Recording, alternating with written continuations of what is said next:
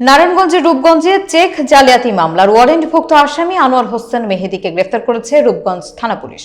শুক্রবার গভীর রাতে তাকে গ্রেফতারের পর শনিবার দুপুরে নারায়ণগঞ্জ জেলা আদালতে প্রেরণ করা হয়েছে। বিস্তারিত থাকছে মাকসুদুল হোসেন তুষারের প্রতিবেদনে। রূপগঞ্জ থানা পুলিশ শুক্রবার গভীর রাতে নারায়ণগঞ্জের রূপগঞ্জ উপজেলার তারাবো পৌরসভার বরপা এলাকা থেকে ওয়ারেন্টভুক্ত আসামি আনোয়ার হোসেন মেহেদীকে গ্রেফতার করে শনিবার দুপুরে তাকে নারায়ণগঞ্জ জেলা আদালতে প্রেরণ করা হয়। আসামি আনোয়ার হোসেন মেহেদী মোহাম্মদ শফি উদ্দিনের ছেলে। বর্তমানে তিনি বরপা আবু সিদ্দিকের বাড়িতে ভাড়া থাকেন।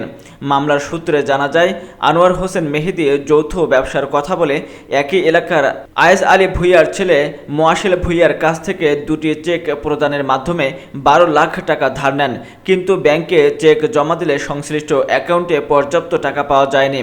ভুক্তভোগী মোয়াশিল ভুইয়া টাকা চাইলে আনোয়ার তালবাহানা শুরু করেন। এর পরিপ্রেক্ষিতে মোয়াশিল ভুইয়া গত 12 সেপ্টেম্বর নারায়ণগঞ্জ কোর্টে চেক ডিজঅনারের অভিযোগে একটি মামলা দায়ের করেন। এ বিষয়ে রূপগঞ্জ থানার ভারপ্রাপ্ত কর্মকর্তা লিয়াকত আলী বলেন, আসামি আনোয়ার হোসেন মেহেদীকে আদালতে প্রেরণ করা হয়েছে।